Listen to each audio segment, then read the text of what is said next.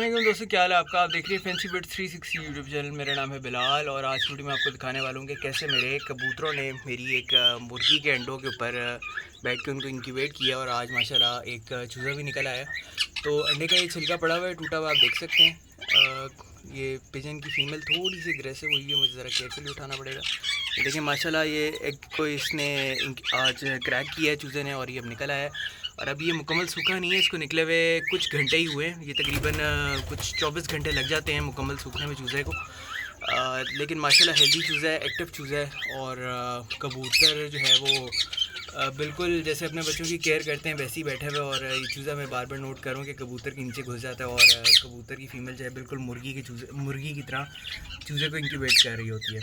अच्छा, तो ये कुछ लोगों के लिए सरप्राइजिंग हो सकता है कि ये कैसे पॉसिबल है कि कबूतरों के नीचे मुर्गी के चूज़े निकल आएँ। तो मैं आपको बता चलूँ कि मुर्गी के चूज़े को इंक्यूबेट होने के लिए, अंडे के अंदर बनने के लिए तीन चीज़ों की ज़रूरत होती है। एक तो टेम्परेचर होता है 37 डिग्री सेल्सियस, एक ह्यूमिडिटी होती है तकरीबन 50% के करीब, और तीसरी चीज़ होती है कि अंडे को रोलिंग चाहिए होती है।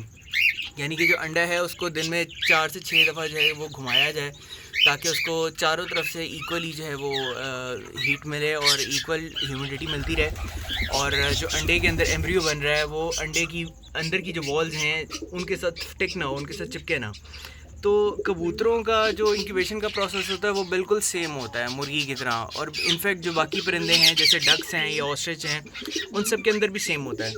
तो जब ये अंडों के ऊपर बैठते हैं तो ये भी, इनका भी टेम्परेचर वही होता है, ह्यूमिडिटी भी वही होती है और ये रोल भी वैसे ही कर रहे होते हैं, दिन में कई दफ़ा रोल कर रहे होते हैं। तो फ़र्क एक जो थोड़ा सा आता है वो आता है नंबर ऑफ़ डेज़ का। कबूतरों के जो अंडे होते हैं वो 16 से 18 दिन में हैच होते हैं, मुर्गी के अंडे तकरीबन 21 दिन में हैच होते हैं, 20 से 21 दिन में। अब यहाँ एक फ़र्क ये आता है कि अगर तो आपके कबूतरों ने अंडे दिए हुए हैं और उनको अंडे दिए हुए ऑलरेडी कोई हफ़्ता हो गया और अब आप अंडे रिप्लेस करते हैं, तो पहली बात तो ये कि हफ़्ते के बाद ना अंडों के अंदर जो है वो कबूतरों के बच्चे बनने शुरू हो चुके होते हैं। अब आप अंडे ज़ाया करेंगे तो वो ज़्यादती होगी, उसमें बच्चे मर सकते हैं उनके। लेकिन अगर फ़र्ज़ करें कि कबूतरों को अंडे दिए 7 दिन हो गए हैं और आपने किसी भी वजह से कबूतरों के अंडे निकाल लिए और उसके नीचे मुर्गी के अंडे रख दिए, तो अब सबसे बड़ा मसला ये आएगा कि मुर्गी के अंडे को तो अभी मज़ीद 21 दिन चाहिए इंक्यूबेशन के लिए। तो कबूतर 28 दिन तो टोटल अंडों पे नहीं बैठने वाला। तो अब जो है क्या होगा कि कबूतर अपना टाइम थोड़ा पूरा करेगा और 15-20 दिन जो है बैठ के वो अंडे शायद छोड़ देगा। शायद वो अंडे को एंड तक इंक्यूबेट नहीं करेगा। हाँ, अगर फेवरेबल कंडीशंस होंगी, टेम्परेचर सही होगा और इनको खुराक भी अच्छी मिल रही होगी, इनको खुराक का भी मसला नहीं होगा, कबूतर भी हेल्दी होंगे, तो फिर शायद बैठा भी रह सकता है।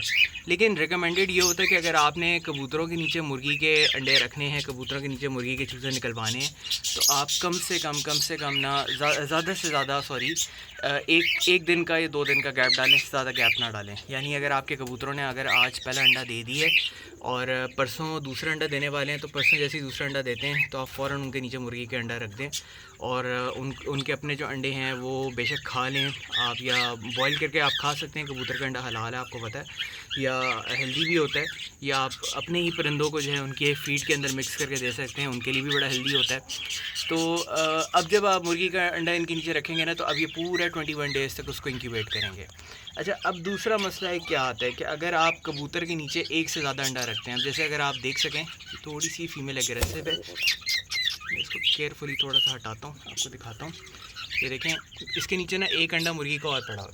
अब ये जो मुर्गी के अंडे होते हैं ना, इसमें अगर आप एक अंडा रखते हैं, कबूतर बहुत अच्छी केयर करते हैं। आप 2 अंडे रखते हैं ना, तो समटाइम बहुत अच्छी केयर नहीं हो पाती, क्योंकि आपको पता है मुर्गी के अंडे का साइज़ कबूतर के अंडे से बहुत बड़ा होता है, तो कबूतर 2 अंडों की इतनी अच्छी केयर नहीं कर पाते। तो अब पहली कोशिश तो ये करें कि एक अंडा रखें ज़्यादा से ज़्यादा। अगर आपके पास मल्टीपल पिजन्स हैं, जैसे मेरे पास यहाँ और भी पिजन्स हैं, मैंने कुछ और पेयर्स के नीचे भी एक अंडा रख के जो है कुछ और बच्चे भी निकलवाए थे, एक 2 अंडे रखे। इस पेयर के नीचे 2 अंडे रखे हुए थे। खैर, अब जब दूसरा बच्चा निकल आता है ना, अगर दूसरे अंडे में और पहले अंडे को रखने में आपका 3 दिन 4 दिन का गैप है, तो एक प्रॉब्लम वाली बात है, क्योंकि कबूतर दूसरे अंडे को 4 दिन इंक्यूबेट नहीं करेगा। जैसे ही पहला चिक निकल आता है उसके बाद कबूतर ज़्यादा से ज़्यादा 36 घंटे तकरीबन या 48 घंटे तक अंडे के ऊपर बैठता है। अगर उस दौरान जो है अंडे में से चिक नहीं निकलता तो कबूतर दूसरे अंडे को छोड़ देता है। तो आपने यानी ये भी ख्याल रखना है कि आपके पास कबूतरों के नीचे जब आपने अंडे रखने हो तो दोनों अंडे आप इकट्ठे सेम डे में रखें, अगर आप 2 अंडे रखने वाले हैं। तो टाइमिंग का थोड़ा सा ख्याल रखें। अगर टाइम का गैप बहुत ज़्यादा आ जाएगा कबूतरों के अंडे देने में और मुर्गी के अंडे देने में तो भी प्रॉब्लम वाली बात है। दूसरा टेम्परेचर भी बड़ा इंपॉर्टेंट होता है। अगर जो है टेम्परेचर जैसे सर्दियों के दिन है, सर्दियों में आप इनके नीचे रखते हैं तो ज़्यादा मसले वाली बात नहीं है। लेकिन जैसे गर्मियाँ होती हैं, गर्मियों में टेम्परेचर बहुत ज़्यादा होता है तो गर्मियों के अंदर जो है कबूतर के लिए इतना सही नहीं होता। उसके नीचे 2-2 अंडे रखना है, एक ही अंडा रखना चाहिए। तो ये थी जी एक छोटी सी वीडियो। उम्मीद है आपको पसंद आई होगी, आपको मज़ा आया होगा ये चीज़ देख के कि कबूतरों के नीचे भी मुर्गी के अंडे रखे जा सकते हैं और चूज़े निकलवाए जा सकते हैं। तो अभी मैं इस चूज़े को इनके साथ कुछ घंटे और रहने दूँगा जब तक ये सूख नहीं जाता, क्योंकि अभी ये कबूतर इसके फ़ीमेल के नीचे घुस जाएगा और इसके नीचे इंक्यूबेशन लेगा, ब्रूडिंग लेगा थोड़ी, जब तक ये मुकम्मल सूख नहीं जाता। जैसे ही ये मुकम्मल सूख जाएगा उसके बाद इसको मैं ब्रूडर में शिफ्ट कर दूँगा और इसके साथ के इससे पहले जो चिक्स निकल चुके हैं दूसरे पिजन्स के पेयर्स के नीचे, मैं उनके साथ इसको छोड़ दूँगा। तो ये अब चूज़ा, क्योंकि माशाल्लाह आपको पता है मुर्गी का चूज़ा ख़ुद खा सकता है, कबूतर के बच्चे तो ख़ुद नहीं खा सकते। कबूतरों को अपने बच्चों को फ़ीड करवाना पड़ता है, लेकिन मुर्गी के बच्चे पल जाते हैं। तो इसलिए मुर्गी के बच्चों में यह आसानी है कि आप इनको फ़ौरन उठा के आप अलग डब्बे में शिफ्ट कर दें तो इनकी अच्छी केयर हो जाती है। तो बस एक और आखिरी चीज़ का ख्याल ये रखें कि अगर आप सर्दियों के दिनों में इस तरह से चूज़े निकलवा रहे हैं तो चूज़े को आप फ़ौरन 24 घंटे तक उठा लें और अंडर ऑब्ज़र्वेशन लाजमी रखें। बाज़ कबूतर होते हैं वो चूज़ा निकलते ही डर जाते हैं और चूज़े को छोड़ देते हैं, वो चूज़े को इंक्यूबेट नहीं करते। तो अगर ऐसी कोई सिचुएशन हो तो चूज़े को फ़ौरन किसी डब्बे में शिफ्ट करें, डब्बे के ऊपर थोड़ा ऊपर करके बल्ब लगा दें ताकि उसको थोड़ी हीट मिलती रहे, उसको ठंड ना लगे। और सर्दियों के दिनों के अंदर ख़ास तौर पे ख्याल रखें कि जब आप रिप्लेस करते हैं तो चूज़े को आपने किसी छोटे डब्बे में रखना है, बहुत बड़े डब्बे में नहीं रखना, ताकि चूज़े को प्रॉपर हीट मिलती रहे और चूज़ा अपनी केयर कर सके, चूज़े को ठंड ना लगे। तो ये थी जी आज की वीडियो। उम्मीद है आपको वीडियो पसंद आई होगी। अगर आपको वीडियो पसंद आई हो चैनल सब्सक्राइब कर दें, बेल आइकन पर क्लिक कर दें, मुझे कमेंट्स में ज़रूर बताएं। इंशाल्लाह फिर मिलते हैं किसी नए टॉपिक के साथ, नई वीडियो के साथ। तब तक के लिए इजाज़त, टेक केयर, अल्लाह हाफ़िज़।